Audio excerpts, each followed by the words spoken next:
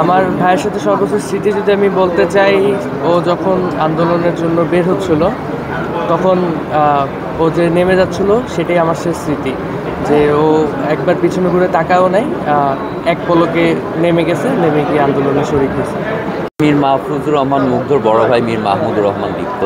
তো বিচারের ক্ষেত্রে আমরা এখনও পর্যন্ত কোনো ধরনের মামলা করিনি, কারণ এখন আমি অজ্ঞাতনামা কারণে আমি আসলে মামলা দিতে চাচ্ছি না। যা করলে আমরা আমাদের যে রেগুলার প্র্যাকটিস আছে আসলে দেখে আসছি, অজ্ঞাতনামা নয় মামলা দিলে বিভিন্ন রাজনৈতিক দল তাদের সুবিধার্থে সেটাকে ভিন্ন খাতে পরিচালিত করে। তো সেই ভয় থেকেই আসলে আমরা এখনও পর্যন্ত এই প্রসিডিওরে আগাতে পারিনি।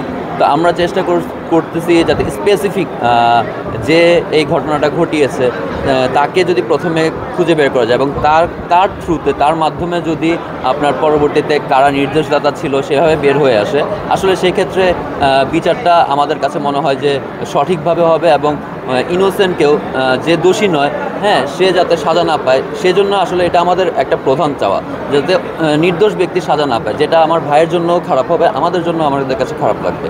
সে কারণে আসলে এখনও মামলা করা হয়নি।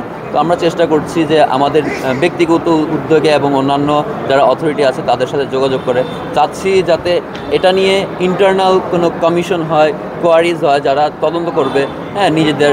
স্পেশালি এটা সবচেয়ে ভালো হয় আমাদের মতে যদি ডিফেন্স থেকে যদি তারা ইন্টারনাল তদন্ত করতে পারেন এবং সেভাবে যদি এই জিনিসগুলো বের হয়ে আসে। কারণ ফুটেজের তারা যেখানে নিহত হয়েছে, ইন্তেকাল করেছে, আমি যদি আমার নিজের ভাইয়ের কথা বলি, মুগ্ধর কথা, সেটা একটা পুরোপুরি কমার্শিয়াল এরিয়া। সেই কমার্শিয়ালতে আশেপাশে চারোদিকে সব দিকে সিসিটিভি ক্যামেরার কোনো অভাব নেই। আমার কাছে স্পেসিফিক টাইম আছে যে এক্স্যাক্টলি কয়টার সময় সে শ্যুট হয়েছে, এক্স্যাক্ট আমার কাছে লোকেশন আছে, আমার কাছে ভিডিও আছে, ছবি আছে। আমি তাদেরকে দিয়ে সহায়তা করতে পারবো। তো পুলিশ এর পরের দিন এসে ওইখানকার যত সিসিটিভি ফুটেজ ছিল, ইভেন হসপিটালের সিসিটিভি ফুটেজ সহ তারা নিয়ে গেছে। এটা তাদের সেখানে থাকার কথা। এখন একটা আমাদের মেইন উদ্দেশ্য হচ্ছে যত তাড়াতাড়ি সম্ভব সেই ফুটেজগুলো আসলে কালেক্ট করে একটা আর্কাইভের মধ্যে রাখা এবং 2-3টা ব্যাকআপ রাখা। আমাদের ক্লাউড সিস্টেম আছে, ব্যাকআপ রেখে যাতে যখন তদন্ত করা হবে তখন যাতে মানুষ এক জায়গা থেকে সব ধরনের এই প্রমাণগুলো কালেক্ট করতে পারে। আসলে আমরা এই ধরনের কোনো কিছু চাচ্ছি, সরকার যদি এভাবে কিছুটা হস্তক্ষেপ করতে পারে তাহলে সেটা তাদের সবার জন্য আসলে খুবই ভালো হবে বলে আমি মনে করি।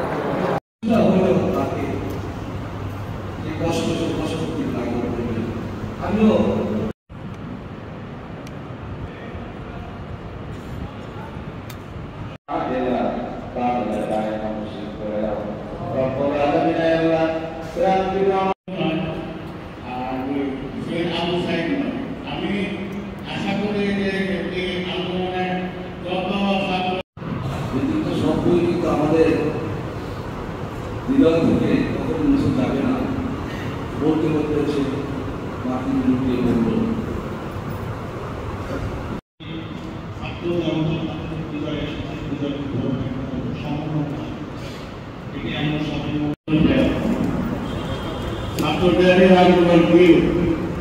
সরকার মানবে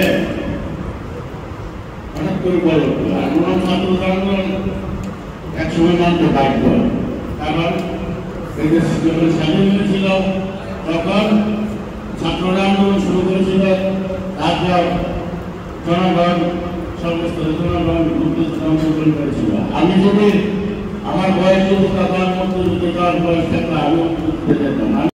মাতৃভূমি বাংলাদেশের মুক্তি করি চক্রান্ত অধিবেশন করতেছি, চক্রান্তের হাত থেকে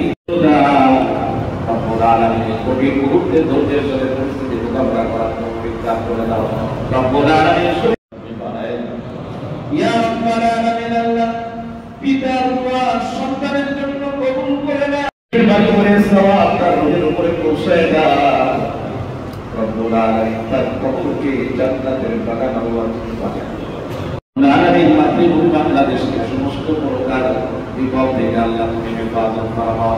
আজকে আয়োজনের জন্য যারা অক্লান্ত পরিশ্রম করেছে, বিশেষ করে আমার প্রিয় ছাত্রছাত্রী ভাই বোন, মেহেরবানি করে তাদের উত্তম প্রতিদান দান করে দাও। মুক্ত ভাইয়ের আব্বা এবং পরিবারের সদস্য যারা মুসাফির দূর থেকে এসেছে, মুসাফিরদের হাটের সঙ্গে আমাদের হাতকে কবুল করে দাও। আল্লাহুম্মা তাকাব্বাল মিন্না ইন্নাকা আনতাস সামিউল আলিম علينا إنك أنت التواب الرحيم سبحان ربك رب العزة عما يصفون وسلام على المرسلين والحمد لله رب العالمين آمين برحمتك يا أرحم